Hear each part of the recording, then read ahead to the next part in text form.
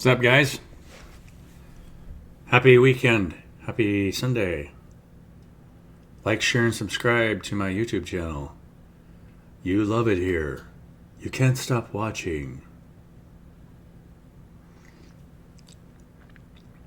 Yes. I tried making a video yesterday. I was driving my car to go see an old buddy, and I'm going to talk about this for a second. But the focal point in this video is about how to heal the body, and how it's not what a lot of people think. It's not what I thought for a long time. So I went to go see this friend of mine. I hadn't seen him in like 6 years. And it's interesting that, hi Fred, if you're watching this video, I love you so much. I went and saw him yesterday.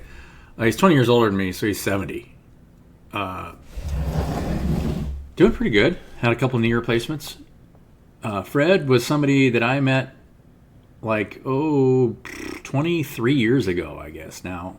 And we ended up just becoming good friends and working together for a long time because we knew how to, manage. You're not managing people directly, right? When you're working with people, we're just basically, anytime you're working in any kind of team setting, you're just accepting people where they're at and allowing them to kind of shuffle themselves around to wherever they want to work, right? Because it's all these, to me, groups of people are super interesting because you can see, if you understand that, if you can feel and you're empathic enough, and you can see all the underlying play of dharma and karma that's going on around you, you just allow it to unfold, right? And then support it where it's open for support. And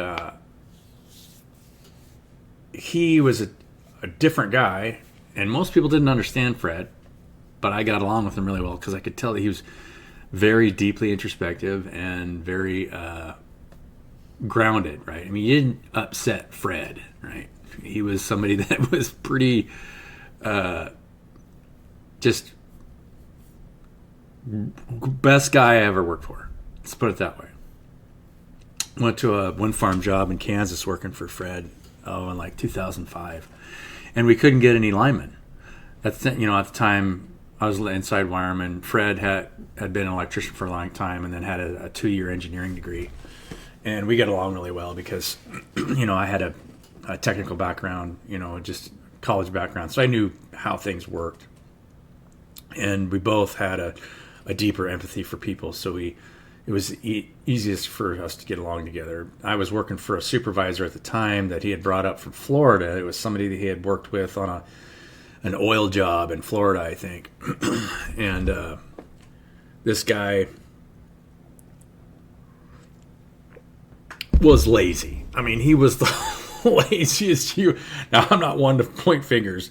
He just he didn't really get involved enough with the guys, right? I mean, he just drove around all day and stayed pretty disconnected from what people are doing, which is not healthy, right? You got to be feeding people information. If you're in any kind of supervisory role, you're not actually a supervisor. You are a supplier of information and tools and energy, right? You're providing information and energy, and that's actually the best way for any relationship, right? And then what you're creating will come back to you healthily as long as you're providing good information and energy. You don't want to try and control. Sometimes you have to cut people away from parts. You want to cut people out of the organism that's cancerous. That's about all you can do. And then just allow people to grow in whatever role they want. But that was an interesting job because there were so many, we didn't have any linemen. We had 0 linemen. They were all away. So we had over 40 inside wiremen on that job working as linemen. And if you're a lineman watching this channel, you're probably just mad as hell. Because, I mean, from a union standpoint, nobody, going cross trades like that without licensing, people just like, no. And lineman actually is a unique trade where linemen don't have the same kind of license as an inside wireman or a plumber or It's more of like a trade union certificate. So it's easier to actually jump in as a lineman if there's no lineman available. They'll take inside wiremen usually first, but then they'll get after us narrowbacks. Call us narrowbacks because you go, when you're inside a building, you can fit where in between the joists before the sheetrock goes up. That's why they call us narrowbacks. Anyway,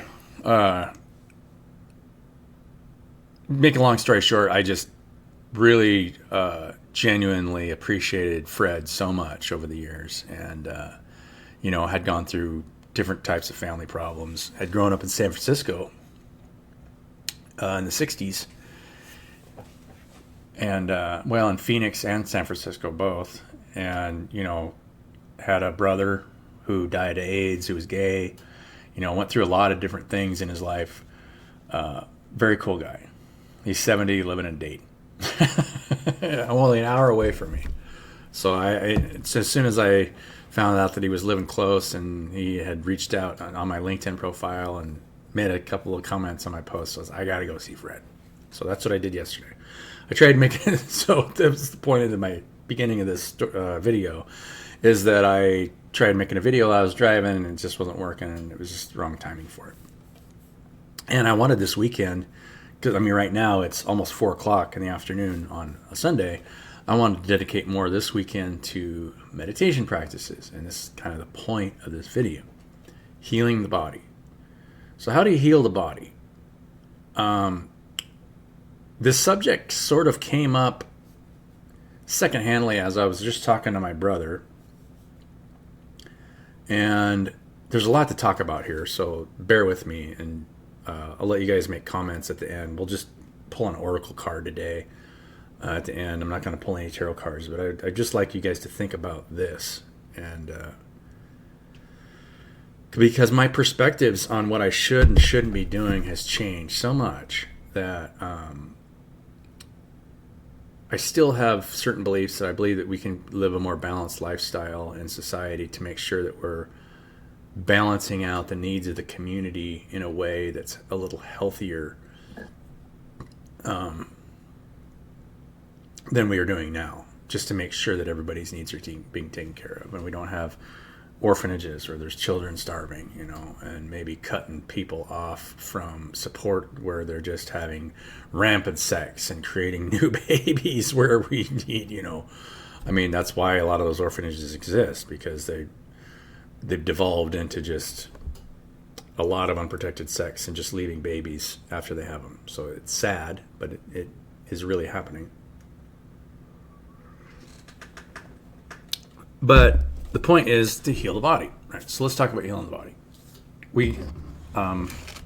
I guess I can start after I tell the story. My brother was asking me today about how the alien, because the Ridley Scott universe has a story about how these engineers decided, and it's not reflected this way in any of the alien movies. The first one chronologically is Prometheus, if you guys have ever seen Prometheus. Excellent movie. I think it's actually probably one of the best ones of the whole series, besides Alien and Aliens, the first two that were, back in the 70s and early 80s. The first Alien movie, excellent movie. And the way that just that movie was built is so good. Whether you like horror movies or don't like horror movies. But Prometheus is interesting because it comes from the aspect of there was this engineered race of aliens that came and deposited genetic material to kind of create humans as they are, right? And then according to the Ridley universe, and this isn't reflected in the alien movies at all, in the alien universe, they saw when Jesus died and everybody killed Jesus because he was, trying to help everybody. They decided it was time for the human species to die, but whatever operation that they had, I think that was part of the ship that was buried on the planet. The planet has an odd numbered name on Prometheus because there was biological weapons on there for that, but that plan was thwarted in some way, according to the Ridley universe. Hey, here's Ken. We can keep talking about it. Hey, Ken. Hello? Oh, Oh, there you are. My headset wasn't. It was turned off for some reason. I gotta charge it. I think it might die soon. So I'm in the middle of making a YouTube video. I'm actually talking about what we were just talking about. What? So how did you say? Because you repeat this to me, I didn't really get it right. You said that the spaceship that was buried on the planet. I can't remember what the planet number was in Prometheus, right? The one that had all the biological weapons on it. LV-223, I think, is the LV. The one in the movie. Yeah. So that crash landed on. So that one, that was a biological weapon specifically to wipe out the human species because they killed Jesus? Is that the story? Yeah. Yeah, that was the ship the engineers their mission was to go like wipe out humans on Earth with that biological weapon, that black goo. But how did it get thwarted? Obviously it got thwarted. So something happened where on their way to Earth they crashed on LV-223 because something happened with the black goo. Like it got out while they had it on ship or something. Yeah, there was like there was like a containment. Oh, is that the video that they see in Prometheus where the guys are running down the hallway and they try to go through the door and the guy gets his head smashed or whatever? Yeah, the guy's head gets chopped off. Okay. From the door. So that's part of the process of why that spaceship crashed there. And one of the engineers was able to get into the cryo chamber where he, went into a hibernation sleep. Oh, so that was the end of it, supposedly? That video was like the last guy surviving or something? He was the last surviving engineer from that ship because he was in the hibernation chamber. But they still had a whole civilization on another planet. I thought from Prometheus that they had a whole list of ships that were on that planet that were still buried in other places that had the black goo on it too. Like that wasn't the only ship that had black goo on it. Oh. Yeah, I don't remember if that was true. I think it might have I thought it was just the one ship, but I could be wrong. Okay. Something tells me, for some reason there's just a memory of that there was more than that ship. It was just like that planet was almost like a storage facility for, maybe not. Maybe that was a crashed ship just that was specifically supposed to go to Earth. Did they find, in that movie, like that was their destination at the time? Earth was the destination of that ship? Yeah, because David, the AI, he's basically the bad guy of the whole series. Michael Fassbender. He was able to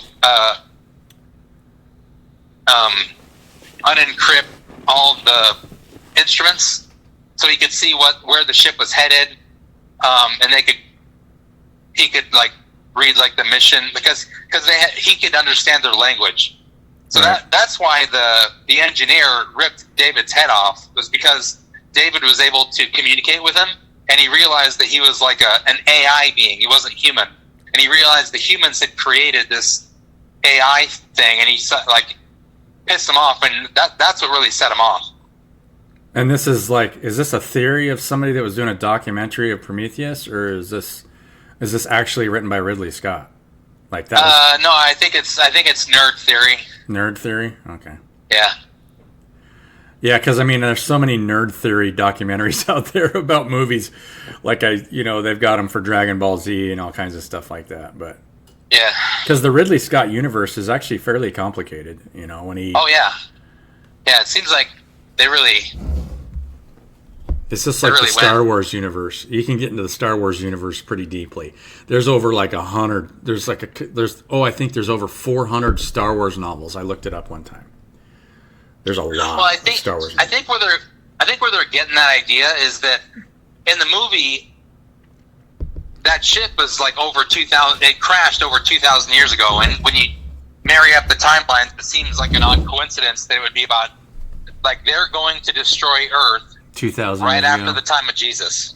So this is nerd theory that they're coming after us because we killed Jesus.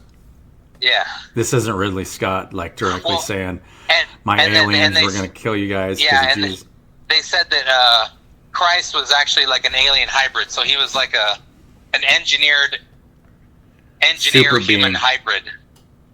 that was on Earth. Hmm. And he tried to, basically rescue humanity from themselves. Yeah, it can take generations to get the right genes to get together to make the right thing, right? Maybe. I don't know. Yeah. Yeah. I'm not sure if I buy into that theory or not. I don't know. Yeah. It seems logical. I mean, if you think about just the timing of that. Well, I think that anything's possible, right? I think that, you can have... I mean, obviously, artificial insemination is possible for anything. I mean, they've proven that they can artificially inseminate pretty much anything. I mean, they're artificially building, genetically modified plants. I mean, you can genetically modify humans if you want to. So if an alien species want to create, something that can, ascend physical reality a lot easier than everything around it, sure, probably could. Yeah. I mean, maybe that's what you are, Ken. Maybe you're an artificially inseminated. I mean, all three of us were, we weren't really naturally, I think I was an IUD baby, you were a pill baby, or vice versa. I don't know. Yeah. Andy was a vasectomy baby. He's not even from this universe. Yeah. Yeah, I was the IUD. I think you were the pill. I was the pill baby. Yeah, because I think it went pill. Well, I know I was the intrauterine device, IUD. Yeah, IUD baby. Oh, yeah. We probably look too much like Dad, though, to be anything else. I know. Or maybe it was an alien that looked like Dad, right? I don't know. Well, if they're master engineers, they can they can probably cover all that stuff. They can do anything. Right. Well, if your phone's dying, I'm not going to keep you on for... Where are you at? You're in Ritzville? No, I'm a ways from Ritzville. I just left Ellensburg. Oh, okay. Heading east for Montana? Yeah. I think I'm going to just stop at St. Regis tonight. I don't remember there being that big of a truck stop there. Is there a big truck stop behind that building? Not really. There's truck parking, but it's not very big. And there's not really a truck stop because there's no showers and stuff. But, I mean, I don't need a shower tonight. The food's there pretty good. I think they do Huckleberry Shakes at St. Regis, right? Isn't that one of their things? They got Huckleberry milkshakes. That's good. Yeah. Yeah. They've got a restaurant there, and, it's a nice place to stop. Yeah. Gateway to Glacier National off I-90 there. Yeah. Well, I'm going to Big Fork. Oh, you're going to Big Fork? Yeah. I think it's... What's the name of that other place? Starts with a K. Kalispell. Okay. It's near there. But yeah, Kalispell's north of there. That's on the lake. And then Whitefish is that, hoity-toity place where everybody likes to go buy property right outside of Glacier National there. Yeah. Yeah. No. So there was something else. So I got into like not really a debate. It was like, so you probably don't know who Gene Epstein is, do you? Is he related to Jeffrey Epstein? No, it's a pretty common Jewish name. There's a lot of Epsteins. Okay. Like I have a book called Fossil Future by a guy named Alex Epstein. I still haven't read yet. Okay. But there's an Alex Epstein, there's Gene Epstein, there's Jeffrey Epstein. There's probably that's a pretty common Jewish name, I think. All right. But anyway, so this guy Gene Epstein, he runs this thing called the Soho Forum in New York. It's like a debate. It's like a debate club thing where they debate all kinds of different topics.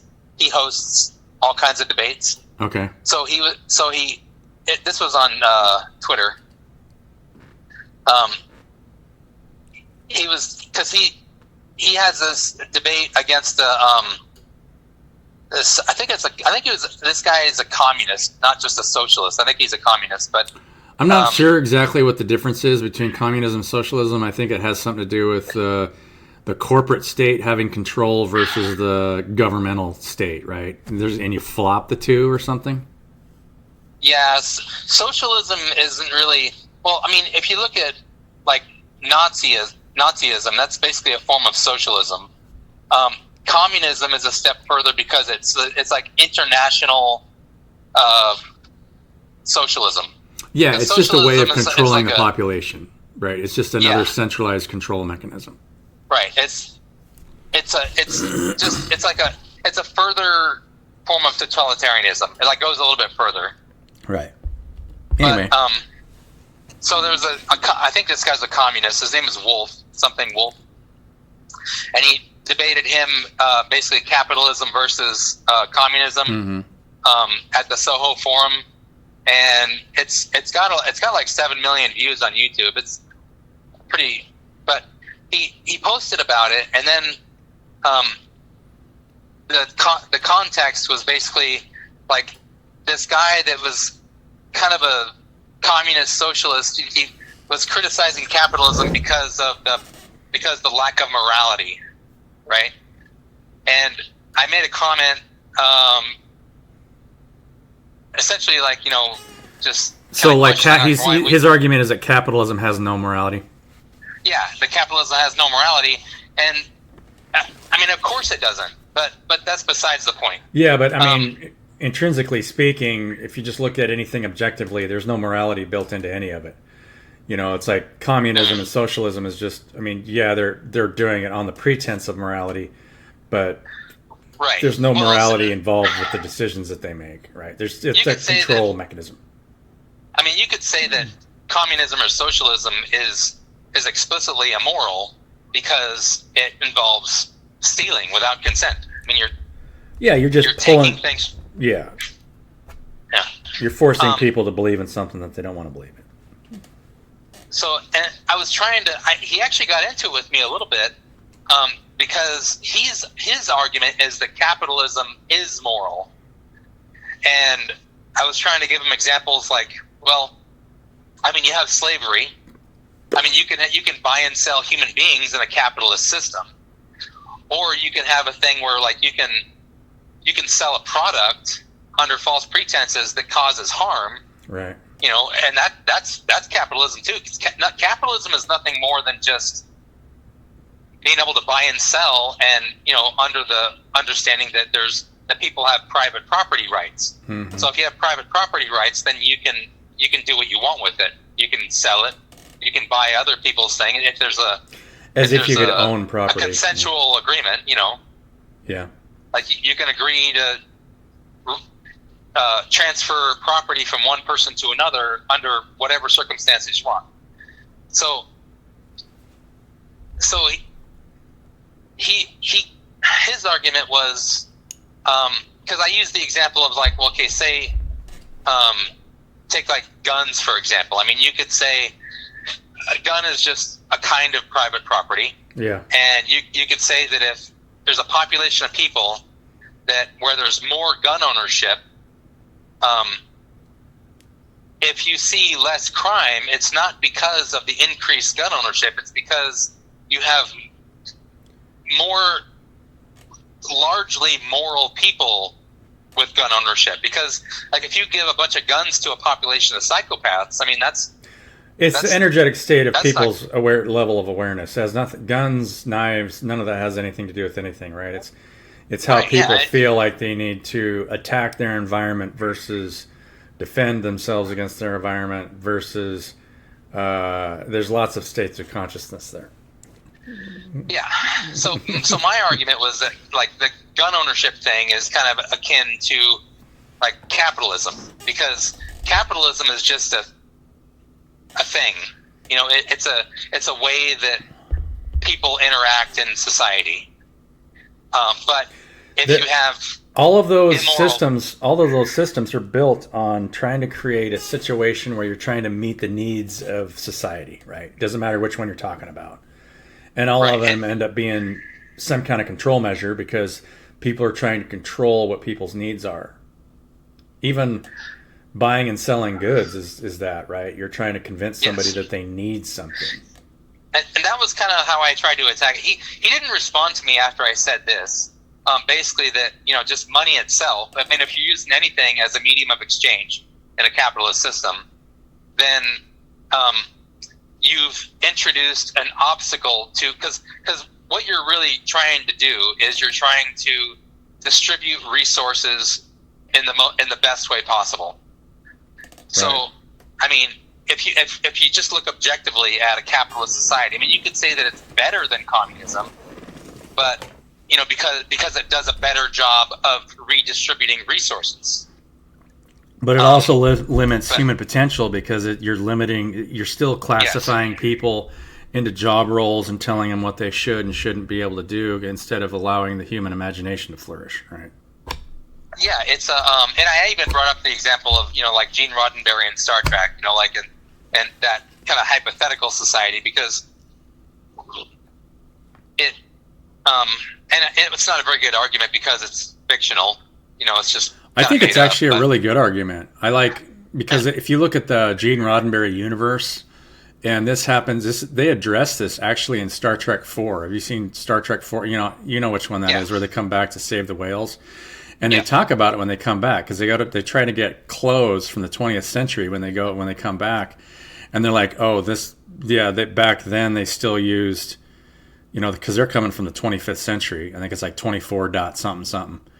They're like, back in the 19th century we still used, or in the 20th century they still used means of exchange for things, and they're like, and I think it's just the evolutionary consciousness moving past being attached to the materialism, because anytime you're attached to materialism you have to create a means of exchange, because that's how you're weighing your own worth, right? You're no longer in a community shared environment where you're just creating what you want as a community versus creating a means of exchange, because you're weighing each other's value on how much you have or don't have, not realizing that it's all temporary anyway, right? Yeah, it's kind of hard to put it in terms that he would kind of like grapple with, because he's a fairly well-known libertarian. He's on the Tom Woods show a lot. Gene Roddenberry? No. Gene Epstein. Oh, Gene Epstein. Okay. Because Gene Roddenberry's dead. Respond. Yeah. Huh? Gene Roddenberry's dead. I thought you were talking about Gene. Yeah, I know, but I mean, I'm talking about Gene Epstein. I wonder what Gene Roddenberry was. If you look him up, I haven't really looked up his political views. I don't know. Anyway, go ahead. I don't know. I wouldn't be surprised if he was a socialist, but basically the distinction we're trying to make is that, like, we're not talking about socialism. We're talking about decentralization of, but not in a capitalist framework. Right. It's total, because when you have decentralization, it gives people the freedom to move resources to where they're needed, because money, or anything that's like money, is nothing but an obstacle to do that. Right. So what purpose does it serve? I mean, it basically serves as a form of religion. Really. Yeah, you have to create, anytime you try to control the actions of anybody, you have to create a means of exchange to control the energy of what that person does or doesn't do.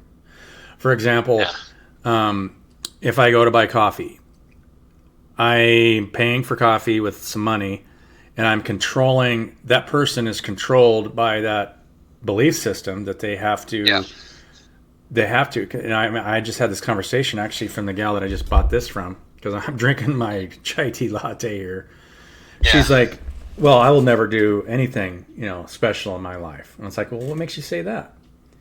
And I had this conversation just today with her, and she's like, well, I mean, if I die, then, what did I do that was so special? And I was just like, well, I'm having this I'll remember the conversation I'm having with you right now regarding, I mean, you're younger than me. Why would, I mean, don't ever limit your possibilities. You might be talking to somebody tomorrow that might open up an avenue, or you might create a new invention for something. To me, one of the most fantastic people that I ever knew, and we have already had this conversation, was David Ebaugh. Yeah, David Ebaugh, yeah. Somebody that invented a part for an old IBM typewriter back in the 50s, and it freed him up to become a spiritualist, and he started, all he did is research. Somebody that gained so much knowledge that was outside the mainstream, what the mainstream was teaching, that he had a lot of wisdom and knowledge in his later life. But I would love to be able to just have the resource, or have the money,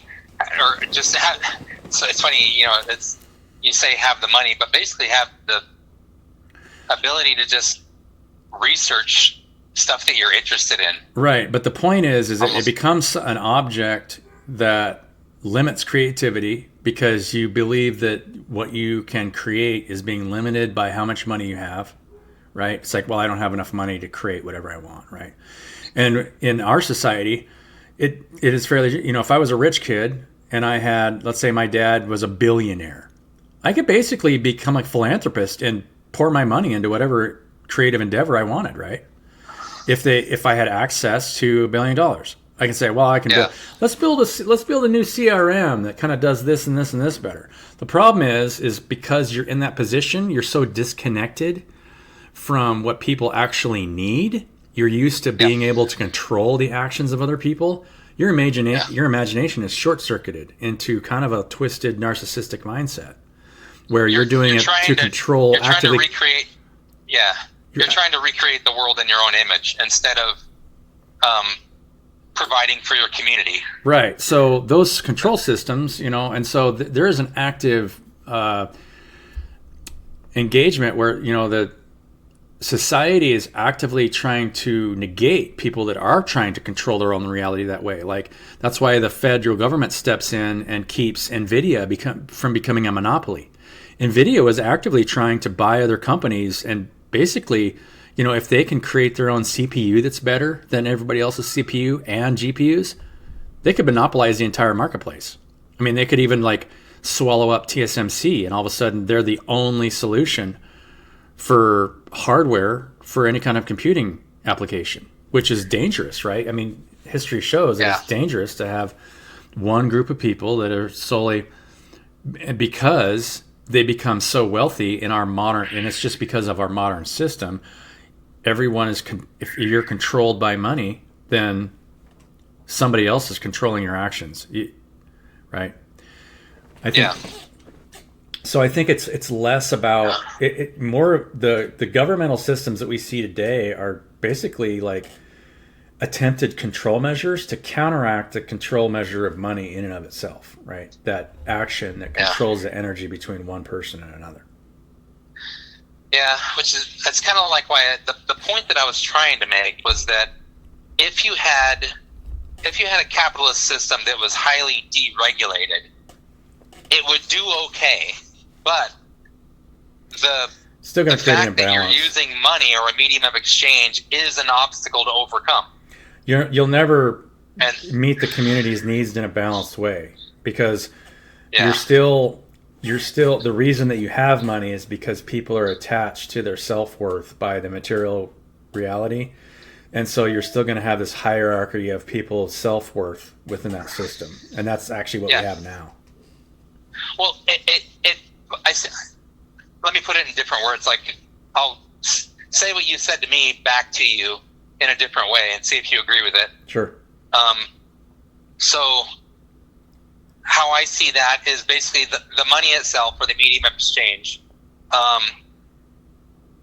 It artificially implants a different value system where people are valued based on their okay, another way to put that would be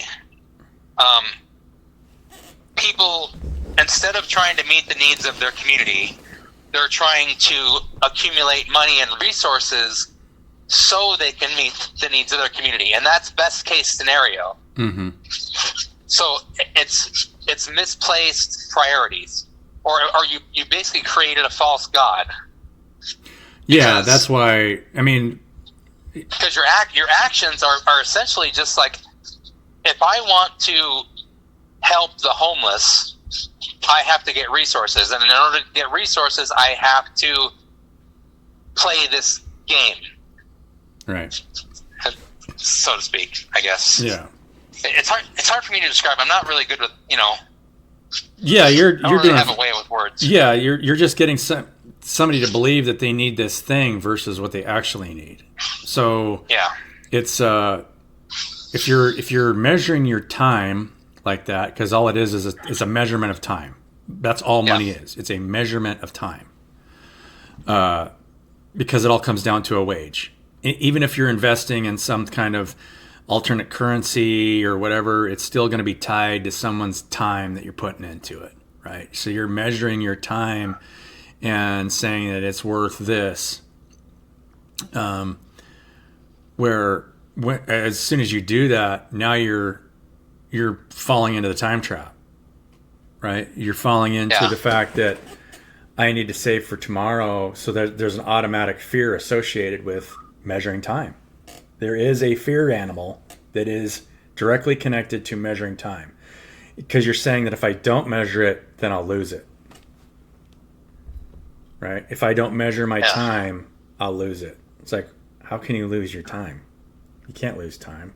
It's the only thing you have. Or does it even exist? Why are you trying to measure it if it doesn't exist? If there's no past and there's no future and all there is right now, why are you trying to measure? You actually, and I think there's a lot of, there's reasons why the Jews and and Judges and Elijah, when Elijah killed, those Baal worshipers, there's a reason why they outlawed people from being able to measure time. But they're not presenting it that way in the Bible, because you've got old spiritualists that understood things and how communities develop, because obviously you're more connected and it makes you much more aware of the dangers of doing something like that when you're living in a small community versus living in something that's super expansive, right? Like if you're, for example, if you've got 400 people on an island, it's a lot easier to see how measuring your time will have negative consequences for and imbalance that community versus not measuring your time. Because when you start measuring it, now you're placing judgment on whether or not somebody is adequately using their time correctly, right? Yeah.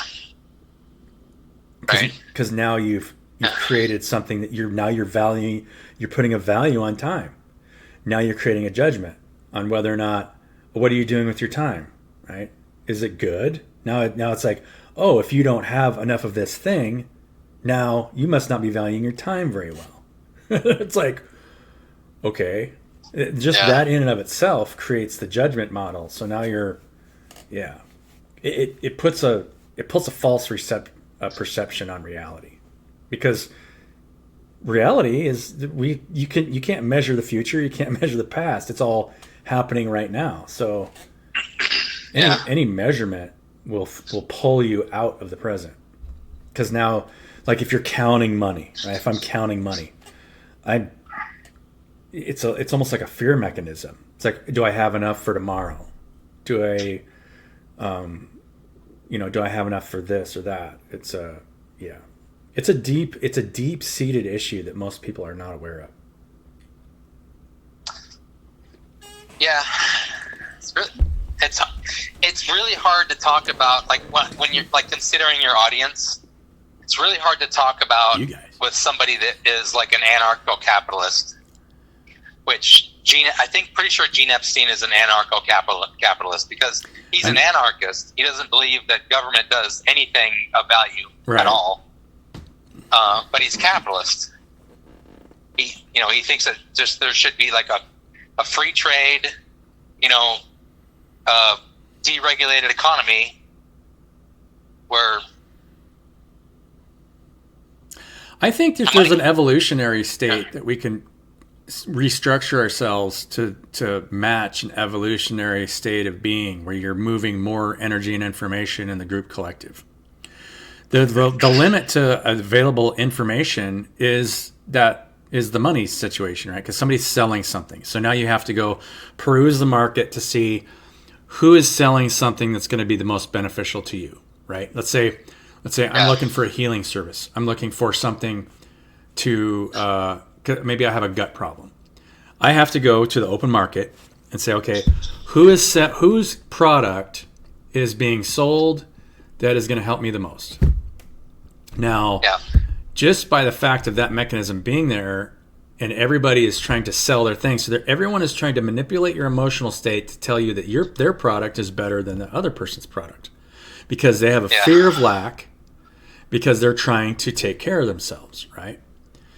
Yeah. Instead, versus, let's say, get rid of the money, connect everybody in a matrix that looks like a crystalline structure so that anything that you have that you need, you will have instantaneous access to. Somebody's automatically providing for it, and the things that aren't providing for that need as well will naturally just drop away because the information is boom like that. And I think that's why those practices to worship, the exterior, or creating any kind of idol whatsoever, creating any kind of idol worship, whether it's any kind of image, will pull you away from the ability to evolve naturally and quickly, because you can expedite evolution, but you have to understand how to do it, because we're not. And that's why society is breaking down in so many ways, because people are starting to understand that any kind of attachment to the exterior is a halt on evolution. Everything happens from within. So yeah. That's what spiritualists teach, but because they live in a capitalist society, they feel like they have to sell a spiritual practice in order to survive. Right? Yeah. It's the dichotomy of, because you're trapped in the society that's built that. Now you have to sell. Now I feel like I have to sell a healing practice that is just as good or better than other people's healing practices, but that healing practice will always be limited because you're trying to sell it. Because you're trying to manipulate the emotional state of somebody else to sell that thing. And so just by doing that and teaching people that they're unwhole, that they need something that you have, creates a need or want that isn't really correct, right? If everything's whole and everything's access to the 0 point and you have everything in the now. That's the difficult part. Yeah. Pretty tricky. Yeah. Yeah, it's just hard to, like, when talking to other people about it, there's a lot of hurdles to cover, that where you have to basically like when you're explaining it to me, I get it because I've been around you a while. You're a pretty deep thinker. You've thought about this quite a bit yourself over the years anyway, right? Because you can see the way people get manipulated. You can see the way people get manipulated, especially when it comes to money. That's not a secret. Yeah. That's something that, but you have to, if you get to the real root cause of why we get manipulated because of it, right? That's when you can start to have a little bit more of an enlightening attitude. It's like, okay, why am I being manipulated for this, right? Why? Yeah. And what's is there any way out, right? You got to think, okay, is there any way out of this? If the truth can truly set you free, then what is that truth? Is it that I should accumulate a bunch of money? No, that's ridiculous, right? Yeah. It has nothing to do with getting money. No. Yeah. Yeah. Yeah. Mark Passio is somebody else that's actually really good on money. I think you're probably pretty closely aligned with him on your just general theology. Yeah, well, just on money itself. Just talking, because he's another well-known anarchist. I think he describes himself as either an anarchist or a voluntarist. Uh-huh. Voluntarist. And he's talked about money quite a bit, and he was listening to his podcasts, he was the first person before I heard you, because this was several years ago. He did these back in the 2010s, early 2010s. His early podcasts, he talked about money as a form of religion. Yeah, and there's no doubt it is. He doesn't say he's a capitalist at all, because if being a voluntarist, I mean, if people want to use money, he's fine with letting people use money, but he doesn't believe in money as a means to an end. Right. I mean, just accumulating money isn't going to make you happy or not happy. You can't take it with you. Yeah. Right. But I mean, even taking a step further, he believe. I know he believes that society would work just fine if we didn't have any money, anything even used as money at all. Well, the counter argument to not having money is always about just people not just people just not doing anything, being lazy. Yeah, but I don't really buy into that. I mean, people are going to get together and say, "Hey, what are we going to build?" I'm not going to just sit around in my house all day long, right? I mean, nobody wants to do that. And the thing is like there's always going to be people like that. You're not going to eliminate all those people. Yeah, but let them be whatever they want to be. Who cares? Yeah, and the thing is like they're not taking anything from you. They're actually hurting themselves. Yeah, they're not, because they're not providing anything for the community, so they're not going to get anything from the community, right? If they're not a part of it, they'll end up figuring it out. Oh, wait, I need to go help these people because they're building stuff that I really want, but they're not going to give it to me unless I come help, right? Right. Then, I mean, that's a natural, like, community. And it's just social pressure. When you live in a community, it's peer pressure, social pressure because I mean, it takes all kinds of different forms, and if that's the culture, you're going. The vast majority, probably over 99% of the people in that culture are gonna, It's a much healthier way of being. All the communities that don't really have, and there's very few, but they're all small. But if you look at them, that the way they function, somebody was telling me about one that is outside of Nepal. It's where they don't have any kind of means of exchange. They all just have roles in the community.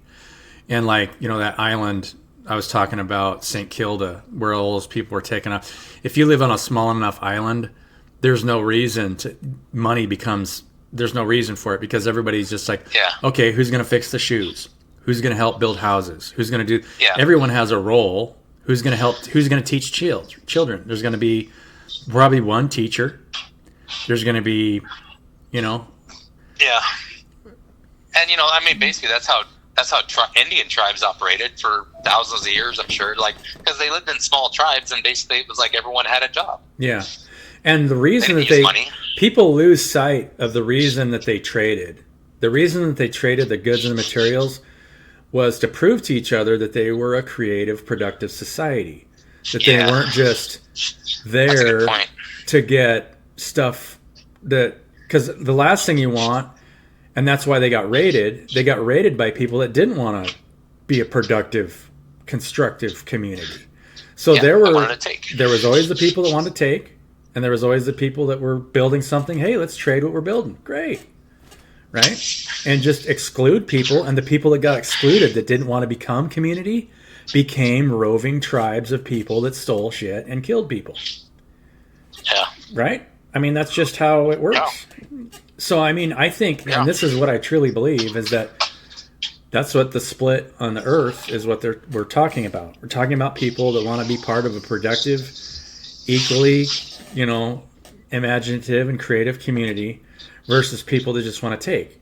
And the people that want to take, if you exclude them, they're just going to kill each other until they're gone, right? And that's actually just the purging that's got to happen, because all they're going to want to do is just take from other people. And it's not going to be comfortable. Well, I think there'll be peace and war, and people have talked about this. There'll be peace in areas, and all you have to do is create good boundaries and make sure that it's easy to see who's willing to provide something for the community and who isn't. And then, you just have to structure it right, and it's actually not hard to structure it.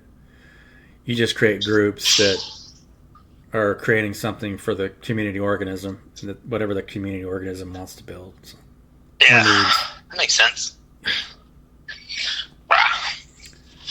Oh, crap, I forgot the number. 459-724. 459-724. I gotta get gas. Okay. I stopped in George. I'm in George, Washington. Sweet. George? The gorge at George? You're close to the gorge?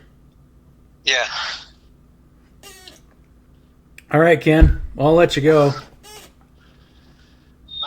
Okay. We'll talk later. I'll get you your bag. You let me know when you're back in town. Okay. That'll do. All right. Bye. Whoops. All right, bye.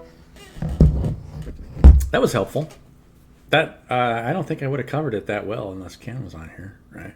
I mean, you talk about this stuff all the time, but you don't really think about the deeper issues that cause, the energetic exchanges that we have in our society. So anyway, getting back to where I was going, healing the body. So this weekend, I really wanted to focus on just meditation time, right? Because if you can force long meditations, you'll notice you'll get thought forms that come up. And I don't know if many of you guys have experienced this before, but you'll notice thought forms that like lack of productivity and guilt will try to come up in your mind, right? Like if you lay in one spot for over 12 hours, if you can do it, and I never used to be able to do this, and I intentionally wanted to do this today to see what my body would go through, not only what my body would go through, but what was going through my head.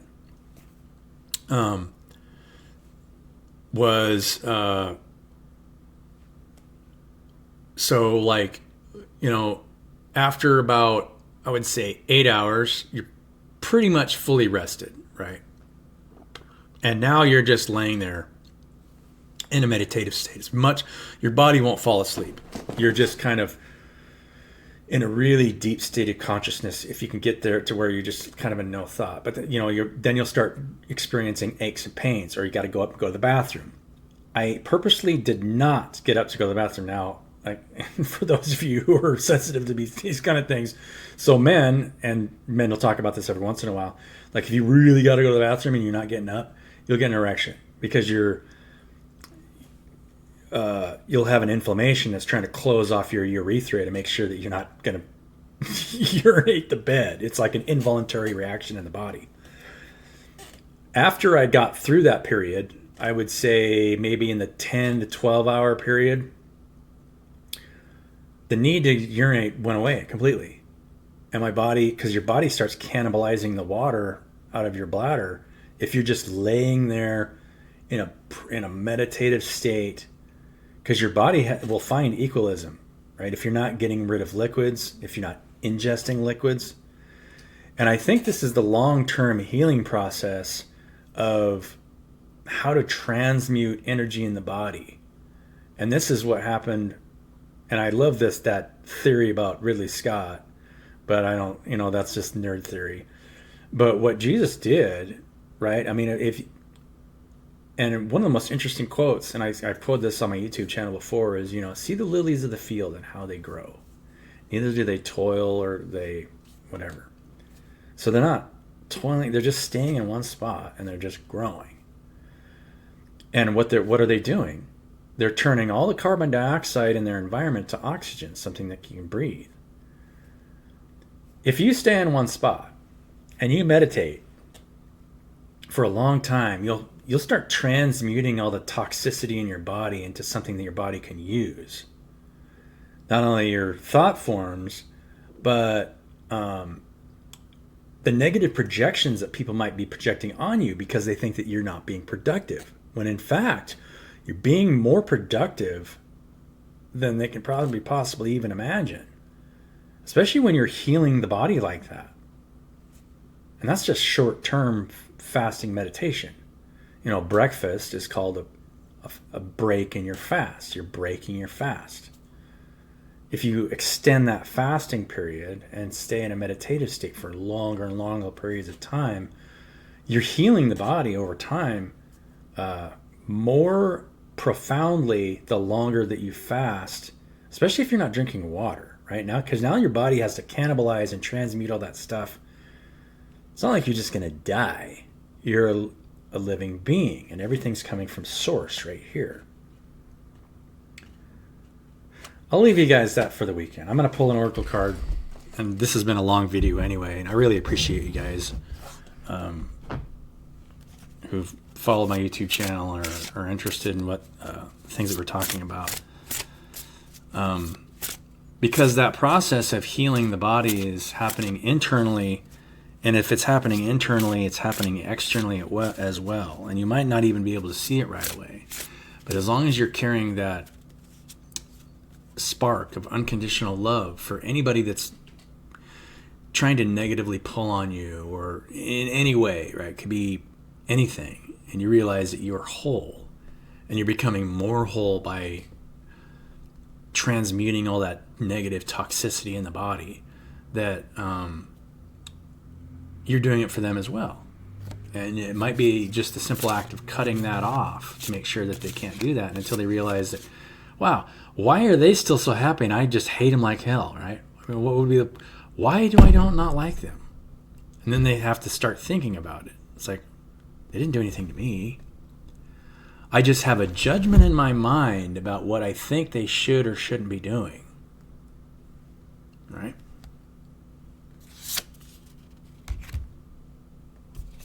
Limitless. Your potential is limitless.